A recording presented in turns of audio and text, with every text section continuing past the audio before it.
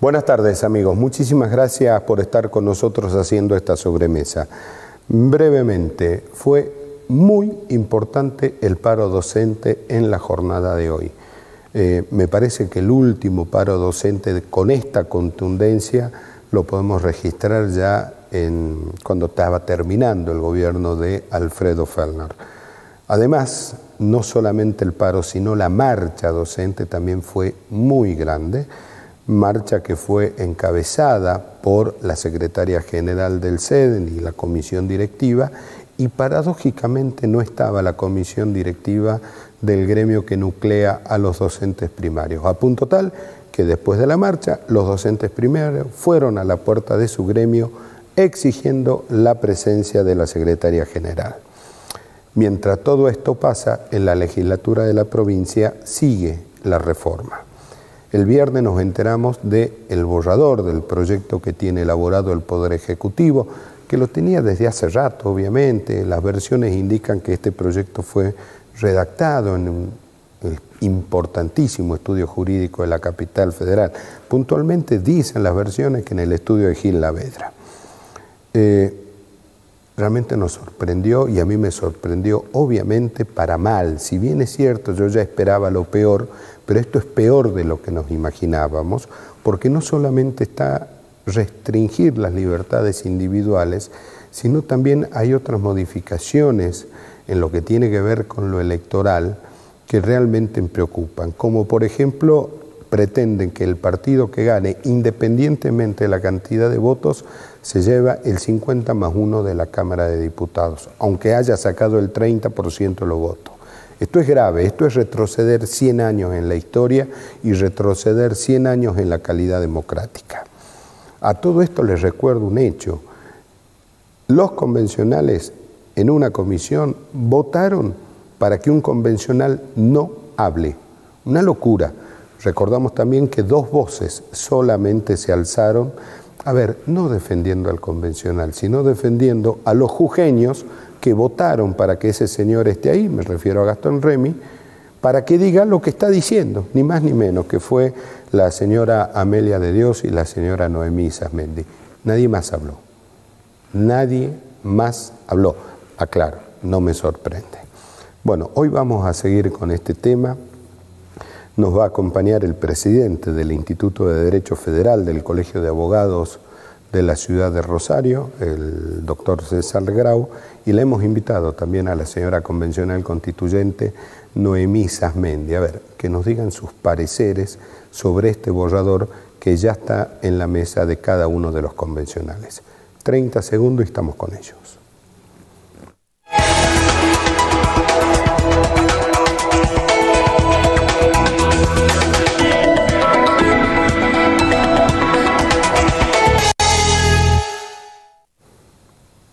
Seguimos en esta sobremesa. Es consejero suplente en el Consejo de la Magistratura de la Nación, abogado, recibido en la Universidad Nacional de Rosario, profesor superior universitario, presidente del Instituto de Derecho Federal del Colegio de Abogados de Rosario, vocal titular del Tribunal de Enjuiciamiento a Magistrados del Ministerio Público en la Nación. Además es especialista y magíster en Justicia Constitucional y, atención, Derechos Humanos, Universidad de Bolonia, en Italia. César, gracias por venir. Bueno, muchas gracias a vos y al canal, Andrés. Noemí, muchas gracias por acompañarnos. ¿Qué tal? ¿Cómo están? Buenas tardes. Vamos por donde comenzaba. Me sorprende, porque si uno ve por dónde van las democracias modernas, por dónde va la civilización del siglo XXI, va por donde el poder se autolimita, se horizontalizan más las decisiones porque hay una mayor participación ciudadana, y en este borrador que mandó el Ejecutivo Provincial vamos a contramano.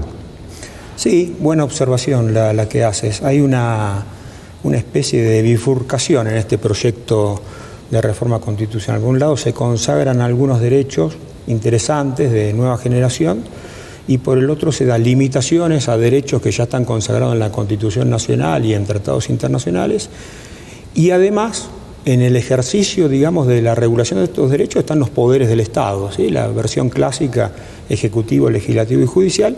Acá sale perdiendo el poder que tiene más cercanía a la voluntad popular, que es el legislativo, en desmedro del poder ejecutivo y del judicial, que se ven fortalecidos en este borrador de reforma que esperemos se pueda discutir, se pueda argumentar todas las cuestiones que están muy bien acá Noemí y otros convencionales están proponiendo, porque si no va a ser más que un avance, en muchos casos va a ser un retroceso constitucional, cosa que no quiere obviamente la población de Jujuy. Noemí, cuando Morales anuncia la convención, lo hace, y este para mí no es un dato menor, en el patio trasero de la Casa de Gobierno. ¿Sí? No lo hizo en la puerta principal, de cara a la plaza, de cara a los jóvenes, sino en el patio trasero. Y ahí dice Morales, sin ponerse colorado, va a ser la constitución más moderna del mundo. ¿Vamos hacia esa constitución? En principio hay mucho, dentro de este texto hay muchos eslóganes publicitarios, eso como para arrancar y decirlo, ¿no? Pero después una constitución moderna, y por ahí lo hablamos también con otros convencionales y con César en esta reunión de bloque que también tuvimos, un poco para escuchar sus aportes y demás. Una constitución puede tener los mejores derechos, las mejores normas y hablarnos de la felicidad hasta poder llegar a Marte, a cualquier planeta. Que todos los chicos van a ser felices. La felicidad, y va a parecer casi como un cuento, una caricatura, hasta simpsoniana, si se quiere, digamos. Estamos todos de la manito y todos felices. Pero después, en la realidad, se entrecruzan muchos derechos y garantías que tampoco están escritas, digamos, cuáles van a ser los artículos de las libertades y garantías que quieren ser suprimidos o modificados. Acá no está expresamente dicho. Dice un texto posterior a redactarse. No sabemos. Pero con todo lo que hay ya incorporado en el texto del proyecto oficial, están limitando muchas de las libertades y muchas de las garantías conquistadas y que tienen que ver con la lucha de los pueblos, ¿no? Y en este caso de Jujuy, que tiene obviamente una historia, digamos, en la conquista de derechos y para la libertad del país. Así que es un contrasentido todo lo que se dice, que sea moderna, en un punto de poder incorporar algunos derechos, digamos, de los que hoy se habla, de primera generación, de tercera generación y demás, pero no por eso es una constitución moderna de cara al pueblo y que nos garanticen justamente que sean convencionales a nivel internacional o que sean constitucionales a nivel de nuestra Constitución Nacional. César, yo tengo la sensación, y acá apelo a su condición de especialista y magíster en Derecho Constitucional y Derechos Humanos, me da la sensación que hay un retroceso en cuanto a los derechos humanos. Inclusive me atreveré a decir que está en riesgo la libertad de expresión. En varios aspectos sí, y en varios aspectos también hay un retroceso en cuanto a calidad institucional. Por ejemplo, hay artículos que han pasado desapercibidos y que son más que luces amarillas, casi luces rojas. Hay una norma que permite la habilitación de que la legislatura puede delegar en el gobernador el dictado de leyes, es decir, normas con alcance legislativo. Acá se estaría derogando la división de poderes, ¿sí? Y dice, no solo en cuestiones de emergencia, porque a ver, cuando fue la emergencia nacional en materia de COVID, el presidente de la Nación dictó decretos de necesidad y urgencia, pero que son leyes. No leyes. Sí, pero después tuvo que ser ratificado. Y después tiene que ser ratificado. Bueno, acá en el texto que se propone, no se propone, digamos, ningún mecanismo fino previsto al respecto. Y lo segundo es que no solo para cuestiones de emergencia, sino que dice el texto para cuestiones de administración pública. Y ahora yo le pregunto a la audiencia, ¿qué cuestión de administración pública no es materia del gobierno? Es decir, que estaríamos hablando de cualquier cuestión, podría ser delegada, cualquier cuestión que debería ser materia de la legislatura se podría delegar en el gobernador. Entonces, ¿para qué se eligen legisladores, ¿no? Y aparte hay otra cláusula de reaseguro que dice que el partido del gobernador se llevará la mayoría de legisladores automáticamente, independientemente del porcentaje de votos. Esta no es una cláusula muy republicana, ¿no? Muy democrática que digamos. Entonces, si en la aplicación, en la garantía, en los guardianes de la Constitución, ¿quiénes son los guardianes de la Constitución? Los legisladores y los jueces. no estamos poniendo énfasis en eso, vamos mal. ¿Usted qué va a plantear esta tarde cuando se reúna con los convencionales? Bueno, una serie de inconsistencias en el propio texto constitucional, de contradicciones, porque por un lado se dice que se va a respetar, obviamente, la Constitución Nacional y los tratados internacionales a los que está suscrito nuestro país, del cual Jujuy forma parte y no puede desconocer. Y por el otro lado se están regulando cuestiones que son abiertamente contrarios a lo que dicen estos tratados internacionales que tienen jerarquía constitucional. Por lo tanto, poner el ojo en eso y que se modifique. Sí, una reforma constitucional no es cuestión de todos los días. La última reforma creo que fue en el año 86. Es decir, estamos hablando ya de y fue una buena constitución la del 86. Casi 40 años, ¿no? Sí. Una constitución no se modifica cada 2 años, cada 4 años. Estamos hablando, esta constitución la vamos a tener, los jujeños la van a tener durante 20, 30, 40 años. Con lo cual debe hacerse el mejor esfuerzo posible. Y una constitución que nace sin consenso, cuando digo consenso es que la gran parte de los convencionales se sientan parte de este proyecto constitucional, no una imposición de una mayoría circunstancial que ponga un texto, porque ya nace como digamos, chueca, digamos, la reforma. Y hay muchas cosas en donde se puede mejorar. En el tema de controles, por ejemplo, se crea la figura del fiscal anticorrupción, pero el fiscal anticorrupción, si lo designa el gobernador, ¿qué va a controlar? Tiene que ser la oposición el que controle o el que designe ese representante. Yo tengo una disidencia porque lo escuché algunos referentes del bloque de la doctora decir los organismos de control tienen que estar en manos de la oposición. Y conociendo los políticos que tenemos, acá en Buenos Aires y en Santa Fe seguro también, yo creo que los órganos de control deben estar en manos de ciudadanos probos e independientes, que demuestren su solvencia moral y su solvencia técnica, pero no pertenecer a algún partido, porque si no pasan a ser botines de guerra.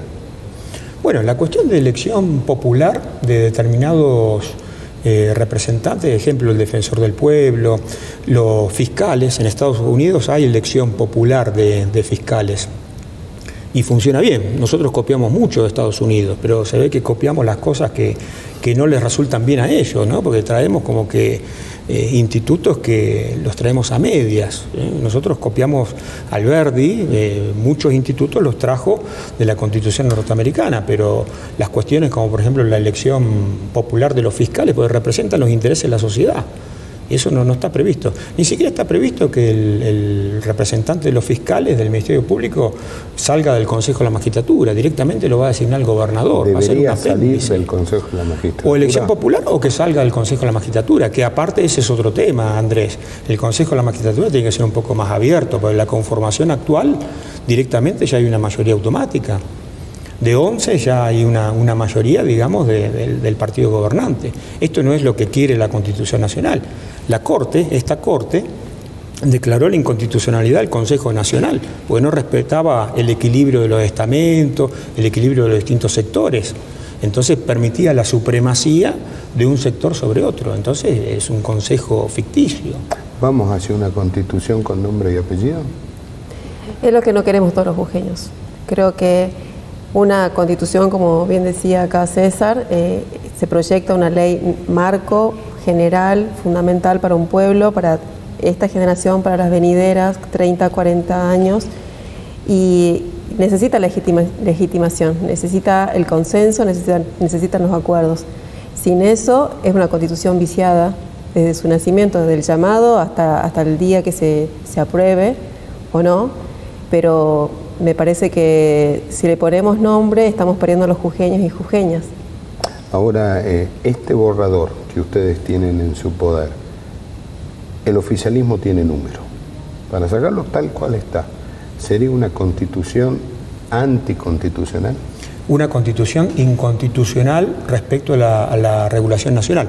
A ver, la Corte la semana pasada acaba de invalidar normas constitucionales provinciales, bueno, la semana pasada de la provincia de San Juan y hace unos días antes de la provincia de Tucumán, respecto al tema de reelección de gobernadores, en fin, de determinado punto específico. una constitución provincial no puede estar en contra de de las grandes líneas nacionales, digamos, porque Jujuy es una provincia, las provincias son autónomas, no son soberanas, es decir, que tienen que atenerse a un espectro, digamos, el derecho, por ejemplo, el derecho a la manifestación es un derecho que emana de la Constitución Nacional.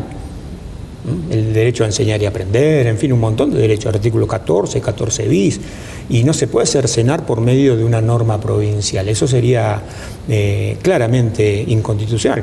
Hay numerosos fallos de la Corte, no solo de esta conformación, sino de cortes anteriores, que ha declarado y ha nulificado normas de constituciones provinciales. Sí, que claro. En este sentido, que normas claro. que restringían algunos derechos ya consagrados. Exactamente, sí, claramente. No puede. Por ejemplo, el principio de inocencia surge del artículo 18 de la Constitución Nacional, o el derecho a la propiedad privada. No puede una Constitución decir lo contrario. Para dar ejemplos gruesos para que lo entienda el oyente, ¿no? No puede ir en contra. Y acá hay muchos artículos que claramente chocan se está legislando en materia de fondo. Ejemplo, para ser legislador provincial dice que no tiene que haber una condena por sentencia, digamos, firme. Bueno, ahora bien, esta condena por un delito doloso, un delito culposo, una condena, digamos, por un delito tributario culposo o un accidente culposo, inhabilita ¿por cuánto tiempo? Por siempre. El que ya a lo mejor pasó 20 años, 30 años, también sigue, ¿no? Hay muchísimas cuestiones. O sea, entra en la misma categoría un señor que pasó un semáforo en rojo sí. que otro que mató a otro. Traía lo mismo, un delito culposo y doloso no están discriminados, con lo cual acá hay una cuestión donde se limitan derechos, hay, digamos, que poner el ojo, digamos, hay que poner un escrutinio estricto al respecto, porque el derecho a elegir y el derecho a ser elegido son derechos constitucionales. Ahora, Noemí, en base a lo que decía el doctor Grau, y conociendo el paño político de la provincia, quiere decir que con esta nueva constitución los candidatos eventualmente van a estar sujetos al humor de alguien del Poder Ejecutivo. Eso es lo peligroso, digamos, poner en el texto redactado algunas limitaciones que también, digamos, lo que yo vengo sosteniendo también, digamos, hoy la coyuntura es próspera para un partido político determinado, pero eso no significa que después también se les puede volver en contra, y acá perdemos todos, digamos, esta falta de equilibrio y la imposibilidad después de poder reformar una constitución rápidamente. Creo que es la vida institucional la que está en juego, y es ahí donde tenemos que poner el foco nosotros como observadores, y que estamos comprometidos realmente en que salga una reforma coherente, sensata, donde haya equilibrio de poderes, donde, digamos, dejemos de lado los privilegios, pero asimismo pongamos el foco o la atención en los lugares donde sabemos que se puede ir fisurando, si se quiere, el sistema democrático y republicano de Jujuy. ¿Está en juego el sistema democrático y republicano en Jujuy? Claramente. Lo que estamos haciendo es solamente constitucionalizar, poner en un texto lo que en estos últimos años estamos viviendo como provincia. Es solamente blanquear una situación donde los poderes, digamos, hay una centralidad de poder, digamos, del Poder Ejecutivo, y en este caso le estamos dando muchas facultades también a un Poder Judicial y a otros organismos, digamos, que van a tener la categoría de extrapoder. Y es ahí donde vamos a tener ¿Cuál sería el extrapoder? ¿El MPA, por ejemplo? En principio, como está planteado en este texto, sí. ¿Y el titular del MPA, según esta Constitución, lo elige el Consejo de la Magistratura? Lo designa directamente el Poder Ejecutivo. Lo designa el Poder Ejecutivo, donde todos los nuevos organismos de rango constitucional que está previendo este texto son designados por el Poder Ejecutivo. Entonces, lo que estamos viendo es la suma de poderes para un sector, para un poder determinado, con lo que les contaba César también, es debilitar uno de los poderes legislativos, que es la representación del pueblo. Justamente lo estamos eligiendo para que nos defiendan y establezcan leyes, digamos, claras para una vida en sociedad democrática. Y por otro lado, un poder judicial que va a tener también una suma de poderes, donde no se establecen plazos de duración, donde no se establecen límites, un Consejo de la Magistratura que va a tener la posibilidad de designación disciplinamiento y remoción de los jueces. Hay una estructura que se está armando que es sumamente peligrosa para el justiciable, en primer lugar, para los empleados judiciales, que hoy también ven con alerta esto, y también para toda la ciudadanía, ¿no? Y para el libre ejercicio de la profesión de los abogados, ¿también hay un riesgo acá? El riesgo en todo el texto es que la imposibilidad de poder manifestar libremente, expresarnos en contra de lo que consideramos que son normas o leyes inconstitucionales. Esto es como una primera medida. Hay un desfasaje, si bien hay una participación del Colegio de Abogados, por ejemplo, en cuanto a la composición del Consejo de la Magistratura, pero si esa integración es cooptada, digamos, por los otros órganos del poder, se disminuye, digamos, las voces de los abogados que tendrían la voz técnica también para formar parte, ¿no? Y además de no estar incorporado todo lo que tenga que ver con una representación más popular, si se quiere, del sentido común, pero poniendo alguna observación respecto de lo que son las designaciones y remoción de los jueces. Estamos creando estructuras muy peligrosas que en algún momento, insisto, digamos, pueden ser prósperas para este momento o convenientes para un sector político partidario hoy, pero estos son, también hay cambios de ciclo que no sabemos para dónde se van a ir, la política es cambiante.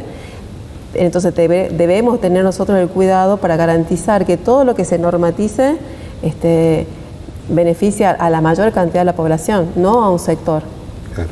César, usted agarraría un lápiz rojo, tacharía algunas cosas seguramente y al final diría, atención, se debe incorporar este y este instituto. ¿Cuáles serían? Bueno, lo que acaba de decir Noemí, el carácter vitalicio en el cargo de los miembros del Superior Tribunal, del Ministerio Público Fiscal, es algo que no se condice con un Estado democrático, digamos. Las constituciones que mantienen o los estados que mantienen este sistema es porque ya vienen con constituciones de antes. Pero, por ejemplo, Salta, el año pasado, acaba de modificar su constitución provincial. Y los miembros del Superior Tribunal duran 10 años en el ejercicio de sus funciones. ¿Cuál es la justificación democrática republicana de un nombramiento de por vida vitalicio? No la hay. No la hay. Bueno, punto uno eso. Entonces empecemos por ser democráticos en los tres poderes. Un legislador tiene mandato por plazo, un gobernador también. ¿Por qué el miembro del otro poder, del Superior Tribunal, no tiene plazo? ¿Y por qué de estos órganos extrapoder, como se le denomina, o como cuarto poder, ministerios públicos, no tiene plazo en el mandato? Son cosas muy básicas. Debería estipularse un plazo determinado. Otra válvula de escape es lo que se llama, y que viene de Estados Unidos, lo que se llaman las enmiendas constitucionales. Sí. Supongamos que acá se detecta que se comete un error grosero, como lo que estamos diciendo, igual se aprueba. Bueno, las enmiendas permiten modificar un artículo determinado de la Constitución con un procedimiento mucho más abreviado, sin necesidad de convocar a convención constituyente. Lo hace el Parlamento. Lo hace la legislatura y después con una ratificación popular, ¿no? Se somete a la ciudadanía para que le dé el visto bueno. Esto sería una válvula de escape, porque mi temor, y el temor que es compartido con los convencionales que he tenido oportunidad de hablar, es que esto se plasme así a la fuerza, con una mayoría circunstancial, y después quede en un texto constitucional del cual va a haber muchos arrepentimientos. César, gracias por haber venido. Muchas gracias. Noemí, muchísimas gracias. Muchas gracias a ustedes. Y a ustedes, muchísimas gracias por habernos acompañado en esta sobremesa. Creo que nos hemos ilustrado en muchísimas cosas. Hay otros tantos también que nos falta, pero lamentablemente el tiempo no nos da. Dios mediante, nos juntamos mañana nuevamente y ahora por favor quédese que ya viene Palpala Hoy.